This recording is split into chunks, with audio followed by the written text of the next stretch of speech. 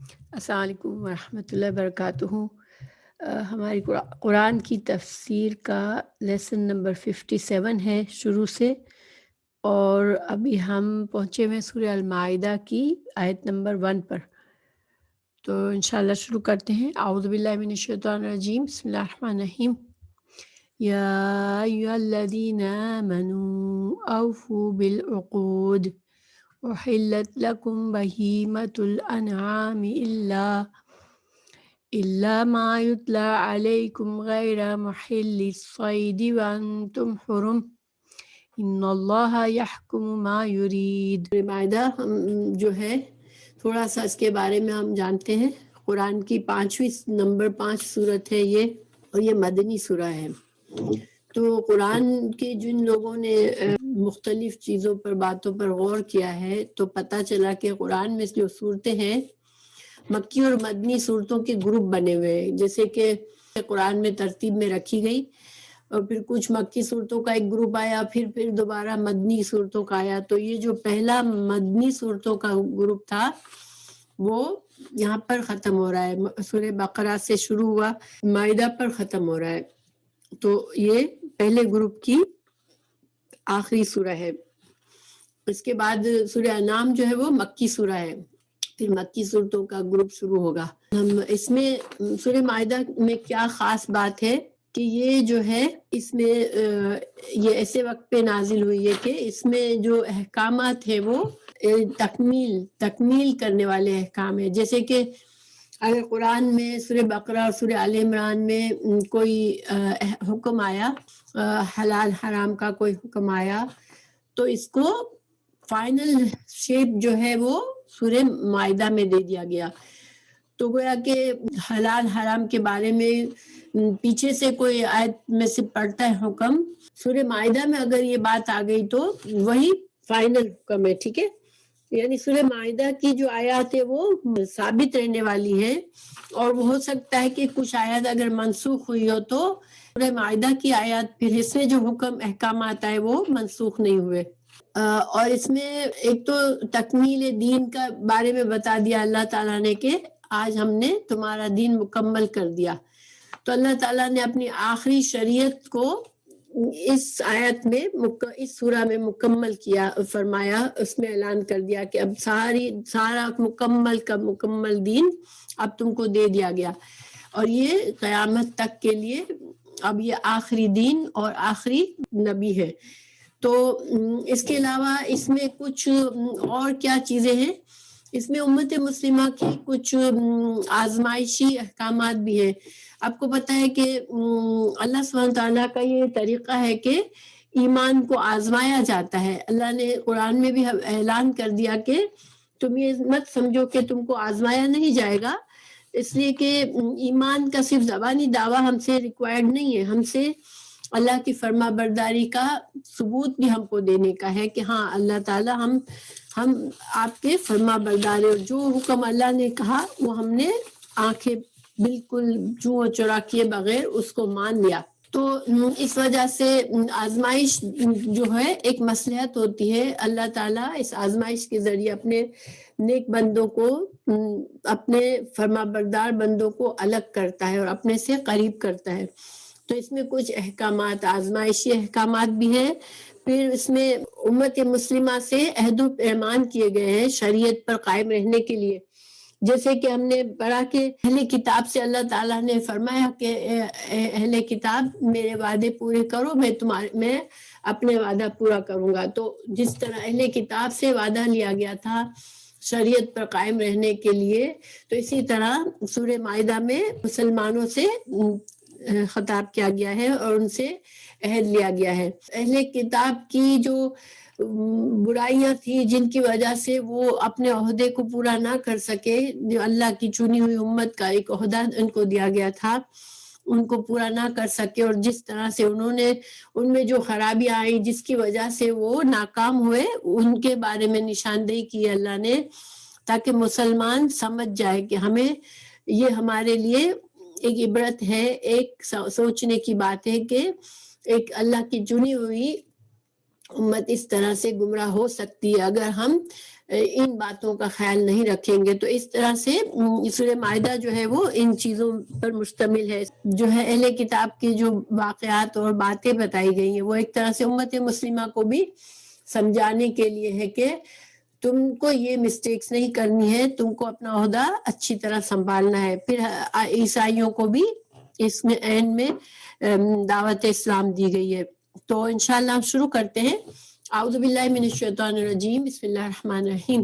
یا ایہا الذین آمنوا اوفوا بالعقود احلت لکم بہیمۃ الانعام الا ما یتلی علیکم غیر محل الصید وانتم حرم ان اللہ یحکم ما یرید. یا ایھا الذین آمنوا، تو الذین آمنوا جو ایمان لائے ہو.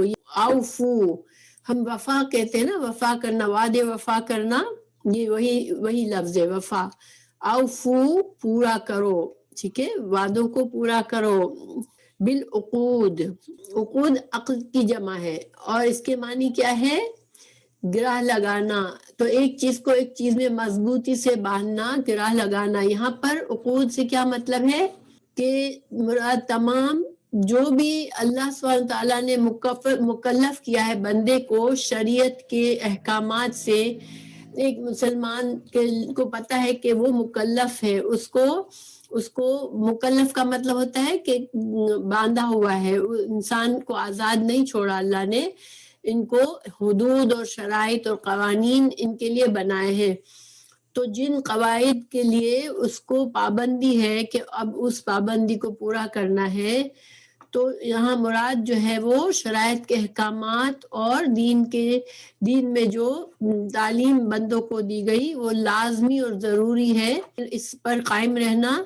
اور اس کے علاوہ عقود یہاں پر بندوں کے درمیان بھی جتنے بھی امانات ہیں، جتنے بھی حقوق اور ذمہ داریاں ہیں، وہ بھی ایک طرح سے بندھن ہوتا ہے انسان کو.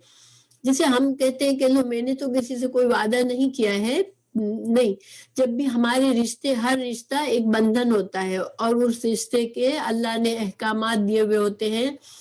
جیسے نکاح کوئی کرتا ہے، ٹھیک ہے، اب وہ کہے کہ بھئی میں نے تو اپنی بیوی سے کوئی وعدہ نہیں کیا کہ میں ساری زندگی اس کا خرچہ اٹھاؤں گا، یا وہ کہے کہ مجھے کوئی ضروری نہیں ہے کہ میں اس کے ساتھ بہت اچھا سلوک کروں. تو نہیں، اس نے اللہ سے وعدہ کیا ہے نکاح کر کے، کیونکہ نکاح ایک عقد ہے، ایک گرہ ہے، ایک وعدہ ہے.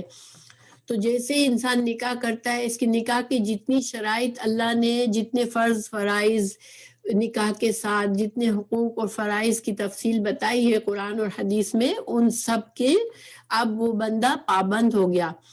تو انسان کو جتنے بھی بندوں کے معاملات میں حقوق اور فرائض ہیں اور جتنے اللہ کے معاملے میں حقوق اور فرائض ہیں اور شریعت نے جتنے احکامات دیے ہیں، وہ سب اس میں عقود میں آ گیا.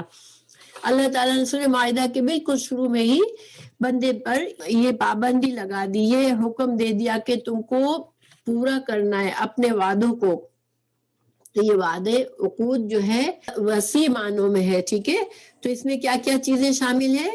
شریعت کی تمام پابندیاں عقد میں شامل ہے. کیونکہ جب ایک مسلمان لا الہ الا اللہ پڑھ کے مسلمان ہوتا ہے تو وہ اللہ کے دین میں داخل ہوتا ہے. پھر اس کے دین کے جتنی شریعت کے احکامات ہیں اس کی ذمہ داری کا اس نے وعدہ کر لیا کہ وہ ان کو پورا کرے گا، وہ ایک عقد میں آ گیا.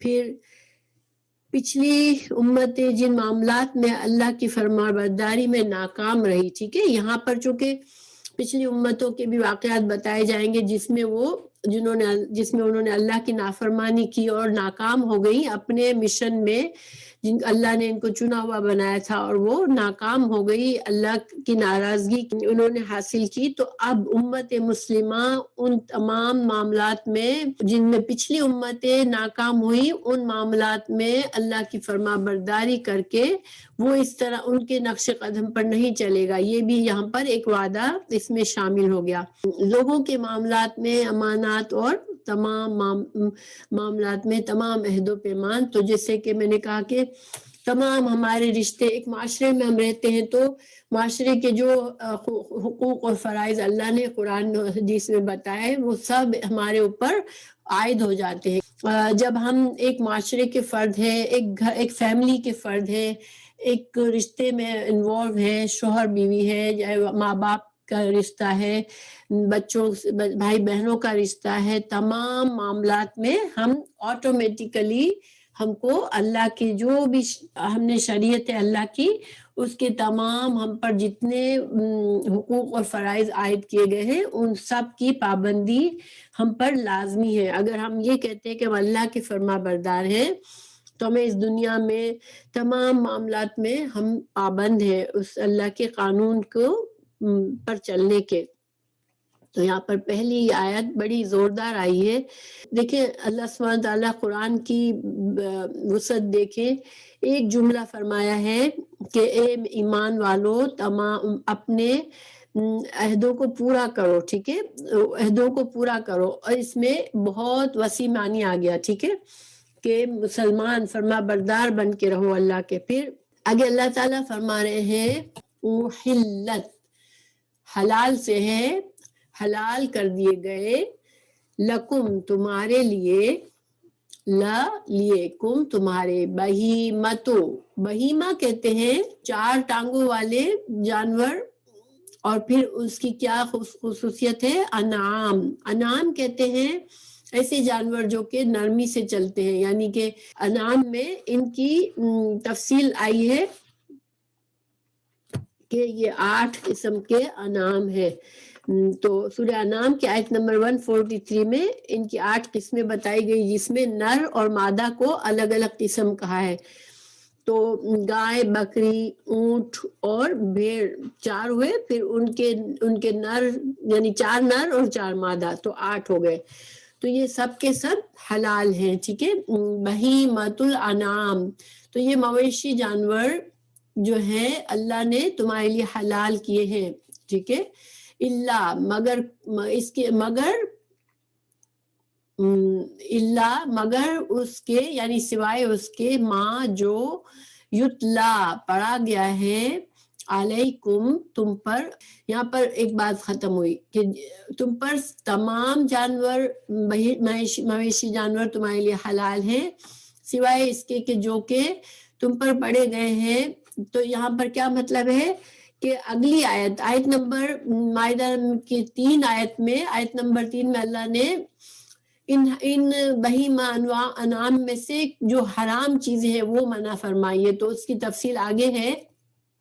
یعنی کہ ایک انسان، آپ کو پتہ ہے کہ بکری حلال ہے مگر پہلے سے مر گئی ہو، ذبح نہ کی ہوئی ہو تو پھر وہ حرام ہوتی ہے۔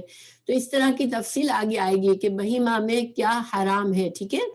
تو اللہ تعالیٰ فرما رہے کہ تمام، یہاں پر ایک عام حکم دے دیا گیا کہ تمام بہیمۃ الانعام تمہارے لیے حلال ہے۔ اب اس کے اندر جو ٹیکنیکل باتیں ہیں وہ اگلی آیت نمبر 3 میں اللہ نے فرمائی ہیں۔ پھر اب ایک اور بات آئی کہ غیر محلی، غیر نا محلی، حلال کرنے والے ہو، الصیدی، شکار کو، وانتم، اور اس واو جو یہ واو حالیہ ہے، حال کے لیے آیا ہے، اس حال میں کہ تم حرم کہتے ہیں احرام کی حالت میں ہو، ٹھیک ہے، جبکہ تم حالت احرام میں ہو یا کہ تم خانہ کعبہ کے حدود میں ہو، اس کے 2 معنی کیے گئے ہیں۔ وانتم حرم کا معنی کیا ہے، یا تو تم حالت احرام میں ہو یا تم خانہ کعبہ کے حدود میں ہو، اگر وہ حرم کی حدود میں تو وہ شکار نہیں کر سکتا۔ اللہ تعالیٰ یہاں پر شکار کی ممانعت آئی ہے، غیر محل الصید، شکار کو حلال کرنے والے تم نہ ہو، وانتم، اور تم ہو حرم، حالت احرام میں۔ تو ہرن اور نیل گائے جو ہے وہ ویسے انہی میں آ جاتی ہے، حلال جانوروں میں آ جاتی ہے، اور عام حالات میں وہ شکار بھی حلال ہے ان کا، لیکن تم کیا نہیں کر سکتے، جب احرام کی حالت میں ہو تو ان کا شکار نہیں کر سکتے ہو، یہ ایک پابندی آ گئی۔ اب دیکھیں اللہ نے یہ حکم جو ہے ایک آزمائش والا حکم ہے، یعنی کہ جو حلال جانور ہیں ان کو اللہ نے یہاں پر حرام کر دیا تم پر، کب؟ جب تم یا تو احرام کی حالت میں ہو یا تم حرم کی حدود میں ہو تو تم ان کا شکار نہیں کر سکتے ہو. تو یہ ایک آزمائشی حکم ہے. اس کی مثال ایسی ہے، اللہ تعالیٰ نے سبت والے دن یہودیوں کو مچھلی پکڑنے سے منع کیا تھا. مچھلی پکڑنا حلال ہوتا ہے لیکن بس سبت والے دن اس کو حرام کر دیا تھا. یہ ایک آزمائش تھی ان پر، اور یہاں پر مسلمانوں کے لیے یہ آزمائش ڈالی گئی کہ تم احرام کی حالت میں شکار نہیں کر سکتے. پھر اللہ تعالیٰ فرما رہے ہیں ان اللہ، بے شک اللہ تعالیٰ، یحکم، حکم دیتا ہے، فیصلہ کرتا ہے، ما، جو یرید، جو وہ چاہتا ہے. اب اس آیت کو سمجھتے ہیں. ایک بہت اہم چیز تھی اپنے رزق حاصل کرنے کی جب انسان سفر میں ہوتا تھا. ٹھیک ہے، اللہ تعالیٰ تو ہے کہ اللہ تعالیٰ آزماتا ہے بندوں کو اپنے، اور انسان کو صرف زبان کا ایمان کافی نہیں ہوتا. تو جب اللہ تعالیٰ آزمائش کے لیے کوئی حکم دیتا ہے تو پھر ایک فرما بردار بندہ یہ سوچتا ہے کہ یہ اللہ میرے خالق کا حکم ہے. سورہ مائدہ کی 94-96 آیت میں. اوکے، اللہ تعالیٰ نے فرمایا اللہ تعالیٰ کچھ شکار سے تمہارا امتحان لے گا. یہ ترجمہ ہے ڈائریکٹ. ٹھیک ہے، آیت نمبر 94 کا، جن تک تمہارے ہاتھ اور تمہارے نیزے پہنچ سکیں گے. ٹھیک ہے، اللہ تعالیٰ اس طرح تم کو آزمائے گا کہ تمہارے بالکل شکار تمہارے ہاتھ کے پاس آ کے کھڑا ہو جائے گا اور تم احرام کی حالت میں ہوگے. تمہارا نیزہ بالکل نیزے ٹچ کر رہا ہوگا اس کو، جانور کو، اور تم احرام کی حالت میں ہوگے. اللہ تعالیٰ تم کو ایسے آزمائے گا تاکہ اللہ معلوم کر لے کہ کون شخص اس سے بن دیکھے ڈرتا ہے، اور جو شخص اس کے بعد حد سے بڑھے گا اس کے لیے دردناک عذاب ہے. تو یہ ترجمہ تھا آیت نمبر 94 کا. تو گویا اللہ نے واضح فرما دیا کہ اللہ تعالیٰ جو ہے وہ کرتا ہے، آزماتا ہے. کوئی اللہ کو پوچھنے والا نہیں ہے. اللہ تعالیٰ یحکم ما یرید، جو چاہتا ہے وہ فیصلہ کرتا ہے، جو چاہتا ہے وہ حکم دیتا ہے. لیکن بندے کو کیا کرنا ہے؟ سمعنا وطعنا. اس طرح کے احکامات، ایسی سچویشن میں جب ہم دین میں آتے ہیں جہاں ہمیں آزمائش محسوس ہوتی ہے تو ہمیں اللہ پر بھروسہ کرنا ہے کہ اللہ ہی میرا خالق ہے، اور اللہ تعالیٰ کے آزمائشوں میں میرے لیے کچھ نہ کچھ خیر اور بھلائی ہے انشاءاللہ. اگر ہم یہ سوچیں گے سبحانہ تعالیٰ کے فیصلے ہی میرے لیے بہتر ہے تو انشاءاللہ اس سے ہمیں اللہ کی قربت حاصل ہوگی اور ایمان ہمارا بڑھے گا. تو ہم اگلی آیت کی طرف چلتے ہیں. یا ایھا الذین، اے لوگو جو آمنو، ایمان لائے ہو، لا تحلو، نہ تم حلال کر لو. لا تحلو، تم حلال نہ کرو. اس کا کیا مطلب ہے؟ تم اپنے آپ کو آزاد مت کر لو. ٹھیک ہے، تم اپنے آپ کو کسی چیز، کسی پابندی سے آزاد مت کر لو. جو پابندی اللہ نے تم پر لگائی ہے، نمبر ایک معنی یہ ہے کہ جو پابندیاں تم پر اللہ نے لگائی ہے، شریعت کی پابندیوں کو تم پامال نہ کرو. تم ان سے اپنے آپ کو آزاد مت کرو، یا کسی حرام چیز کو حلال مت کر لو. کسی اللہ کی نے جس چیز کو عزت دی اس کی بے عزتی مت کرو. اللہ نے جس کو حرمت والا بنایا اس کی حرمت کو خراب مت کرو. یہ سارے معنی اس میں ہے. ٹھیک ہے، تو لا تحلو، نہ تم حلال کر لو شعائر اللہ. شاعر شعیرہ کی جمع ہے، شعیرہ کی جمع ہے. ٹھیک ہے، شعیرہ کیا ہوتی ہے؟ شعیرہ جو ہوتی ہے وہ کوئی نشانی ہوتی ہے. ٹھیک ہے، جس سے انسان ہر وہ شے جو کسی چیز کا نشان ہو یا علامت ہو. یعنی علامات کیا ہوتی ہے؟ علامات کو دیکھ کے انسان کسی چیز کو پہچانتا ہے. ہر وہ چیز جو دنیا میں ہمیں اللہ سبحانہ تعالیٰ کی یاد دلائے، اللہ کی پہچان کرائے، وہ شاعر اللہ اس کو ہم کہہ سکتے ہیں. لیکن شاہ عبدالعزیز محدث دہلوی نے شاعر اللہ کی 4 طرح کی تقسیم کی ہے عبادات کے معاملے میں. ٹھیک ہے، عبادات کے مقامات بھی شاعر اللہ ہوتے ہیں، جیسے خانہ کعبہ، عرفہ کا میدان، مزدلفہ، جمار جو ہے 3 جمار صغریٰ، کبریٰ اور وسطیٰ، پھر صفا اور مروہ. اسی طرح نمبر 2 زمانے، عبادات کے زمانے جو ہے وہ بھی شاعر اللہ ہے. جیسے رمضان کا مہینہ، یہ زمانہ ہے جس میں انسان روزے رکھتا ہے، یہ بھی شاعر اللہ ہے. اسی طرح حرم کے مہینے جو حج کے مہینے ہوتے ہیں وہ شعائر اللہ ہوتے ہیں. عید الفطر شعائر اللہ ہے، عید الاضحیٰ پھر جمعے کا دن شعائر اللہ ہے، ایام تشریق شعائر اللہ ہے. اس کے علاوہ عبادات کی علامات جیسے کہ اذان، اقامہ کہنا، اذان کہنا، نماز یا باجماعت نماز پڑھنا، نماز جمعہ اور نماز عیدین، یہ ساری کیا ہے؟ علامات عبادات ہے. ان سے کوئی نماز پڑھ رہا ہوتا ہے تو اس کو دیکھ کو ہمیں اندازہ ہو جاتا ہے، کوئی اٹھ رہا ہے، کوئی رکوع کر رہا ہے، کوئی سجدہ کر رہا ہے تو ہمیں اندازہ ہو جاتا ہے کہ وہ اللہ کی عبادت کر رہا ہے، تو وہ شاعر اللہ ہے، یعنی کہ اللہ کی نشانی ہو گئی وہ بھی. لا تحلوا شعائر اللہ، تم حلال نہ کر لو اللہ کی شاعر کو، ولا اور نہ الشہر الحرام، شہر الحرام کو بھی، اس کی حرمت کو بھی پامال نہ کرو. شہر حرام 4 ہیں، 4 مہینے ہمیں پتہ چلتا ہے کہ وہ حرام مہینے یعنی کہ حرمت والے مہینے ہیں. 4 مہینے ذوالقعدہ، ذوالحج، محرم اور رجب. ٹھیک ہے، یہ 4 مہینوں میں جنگ کرنا جو ہے یہ بے حرمتی ہے ان مہینوں کی. پھر ولل ہدیہ، ہدیہ کیا ہوتی ہے؟ پہلے زمانے میں لوگ جانور لے کر بھی جاتے تھے، تو جو لوگ جانور قربانی کا لے کر جاتے تھے اس جانور پر نشانی لگاتے تھے تاکہ لوگوں کو دور سے ہی پتہ چل جائے کہ یہ جانور جو ہے وہ محترم جانور ہے، یہ قربانی کا جانور ہے. اونٹوں کو شعار کرتے تھے، یعنی شعار کیا ہوتا ہے؟ اونٹ کے کوہان پر چھوٹا سا ایک زخم لگا کے اس کے خون کو اس کے کوہان پہ پھیلا دیتے تھے. جو جانور کے گلے میں پٹا دیکھ کے لوگوں کو پتا ہوتا تھا کہ یہ جانور قربانی کا ہے. تو اللہ تعالیٰ نے یہاں منع فرمایا کہ ان کی جگہ کہاں ہوتی تھی قربانی کی؟ حرم شریف میں. تو ان کو حرم شریف پہنچنے دو، ان کو نہ روکو. اگر کوئی انسان لے کے نکلا ہے ایسے جانور، اب راستے میں کسی نے لوٹ لیا جانور کو اور چھین لیا یا ایسے کچھ نہ کرو. اور یہ ایک نشانی ہوتی تھی کہ یہ حج اور عمرے کا قافلہ ہے، تو شاعر اللہ کو مت روکو. ولل قلائد، قلائد پٹے والے جانور، تو اس میں ہدی میں یہ بھی شامل ہے قلائد بھی، لیکن اللہ تعالیٰ نے ایکسٹرا بتا دیا کہ قلائد کو نہ روکو. ولا اور نہ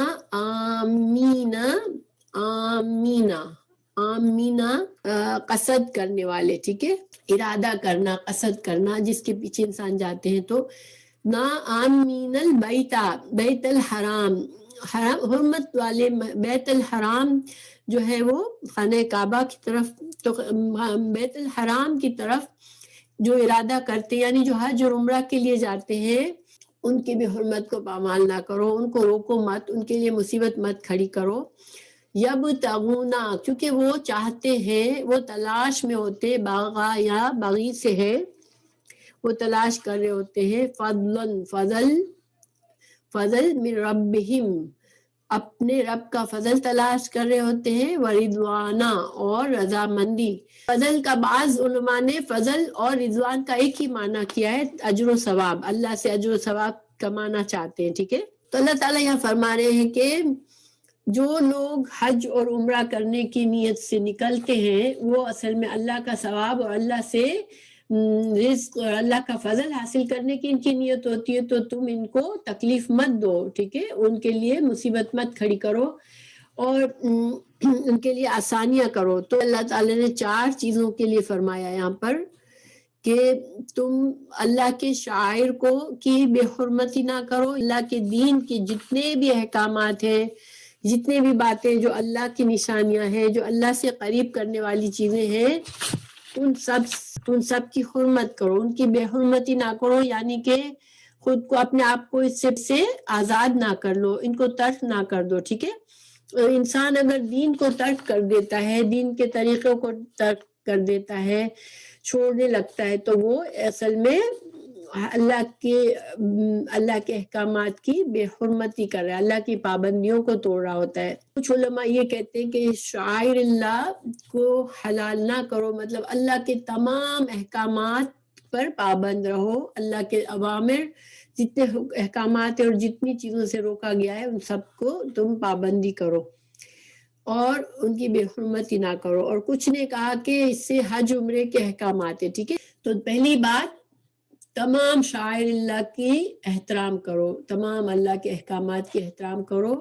پھر اس کے علاوہ شہر حرام میں جنگ نہ کرو، ان چیزوں سے بچو جو منع کیا گیا ہے. پھر قربانی کے جانوروں کے ساتھ صحیح سلوک کرو، ان کو روکو مت، ان کو ان کی قربان گاہ تک آسانی سے پہنچنے دو.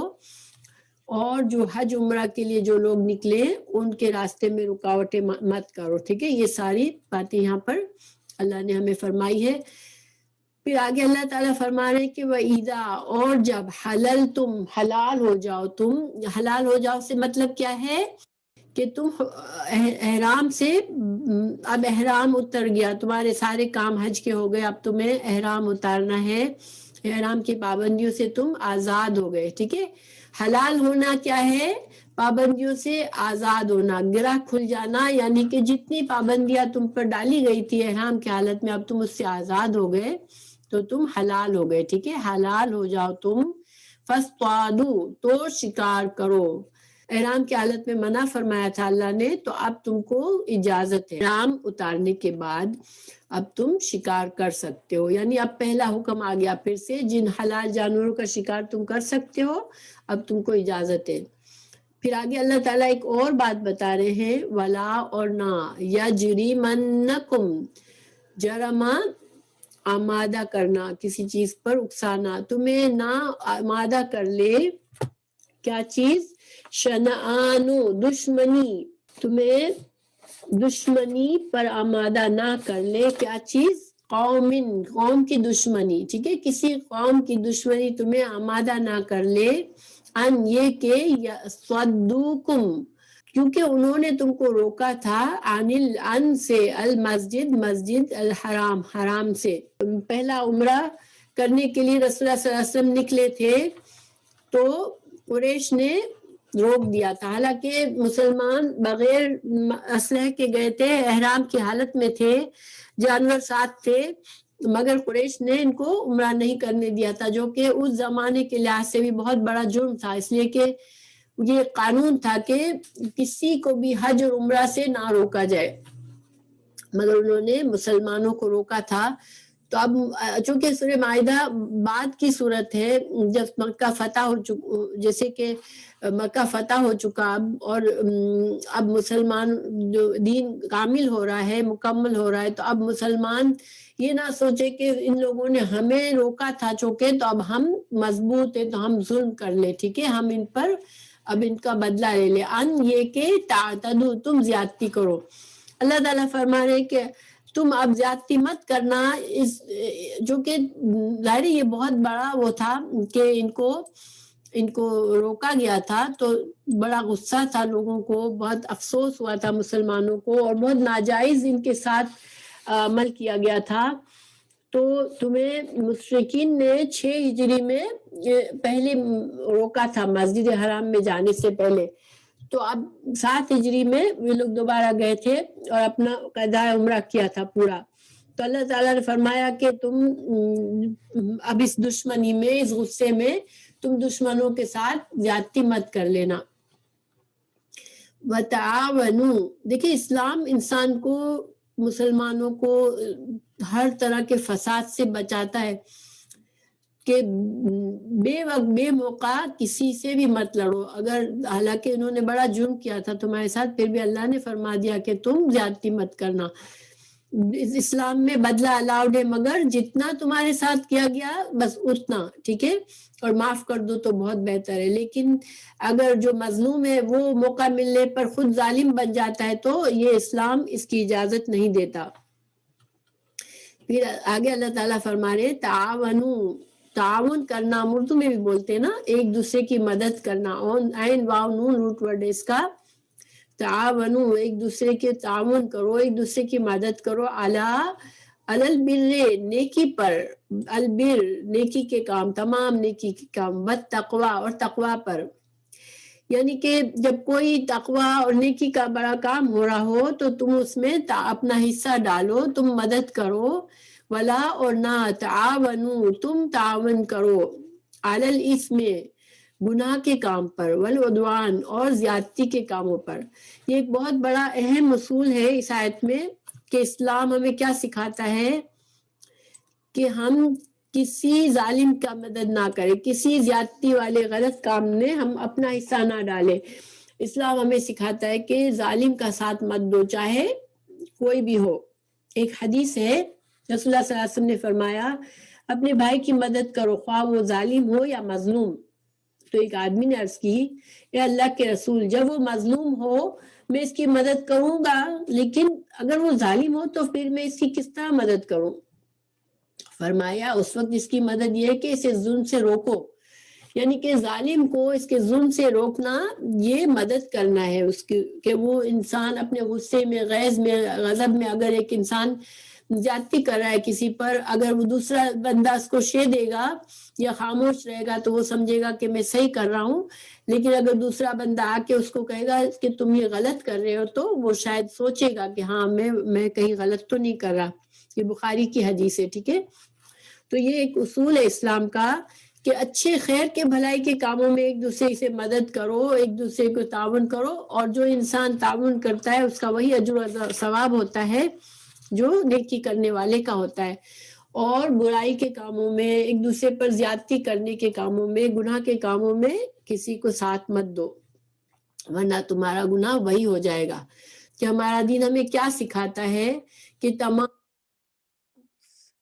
عہد پورے کریں، تمام ہر چیز کی ذمہ داریوں کو سمجھے، اپنی ذمہ داریوں کو سمجھے ایز اے مسلمان، ایز اے معاشرے کا ایک حصہ، ایز فیملی کا ایک ممبر کے طور پر، ایک اللہ کے بندے کے طور پر تمام طریقوں سے ہم اپنی ذمہ داریوں کو سمجھے اور اپنے ان تمام حقوق کو تمام وعدوں کو پورا کرے جو کہ زبان سے نہیں کیے تب بھی ہمارے اس رشتے کی وجہ سے ہم پر عائد ہو جاتے ہیں، جو اللہ کے تمام احکامات ہم پر عائد ہو جاتے ہیں ان کی ہم پابندی کریں، اپنے عہد و پیمان کو پورا کریں. اور دوسرا یہ کہ اللہ کے شعائر کی بے حرمتی نہ کریں، اللہ کے احکامات کو پیٹھ کے پیچھے نہ ڈال دیں، اور جو ہے جتنی بھی چیزیں اللہ نے بنائی ہیں، جو عبادات کے مقامات ہیں، جو پاکیزہ جگہیں ہیں، جو بھی اوقات ہیں، جو اللہ کے عبادات کے اوقات ہیں، ان سب کی عزت کریں، ان کا احترام کریں اور ان کو ترک نہ کریں، ان کو اپنائیں. اور پھر جو ہے ایک دوسرے کو ایک معاشرے میں، ایک گھر میں، ایک یعنی کہ کسی بھی طرح سے اللہ کے بندے ہو کر اس دنیا میں تم اس طرح ہو کہ نیکی کے کاموں میں صرف ساتھ دو، اچھے کاموں میں لوگوں کا تعاون کرو اور برائی کے کاموں میں نہ ساتھ دو. تو یہ پورا کا پورا دین اللہ تعالیٰ نے ان 2 آیات کے اندر ہم کو ایک خاکہ بتا دیا. الحمدللہ یہ ہے قرآن کی گہرائی. اور اگر انسان سچے دل سے سوچے، اپنے آپ سے آنیسٹ ہو کے سوچے تو پھر اسے پتہ چلتا ہے کہ میں بندہ ہوں اور مجھے بندہ بن کے رہنا ہے اور اللہ کے ہر قدم پر اللہ کے ہر فیصلے کو قبول کرنا ہے. تو انشاءاللہ اللہ تعالیٰ ہمیں سوچ سمجھنے کی توفیق دے، عمل کرنے کی توفیق دے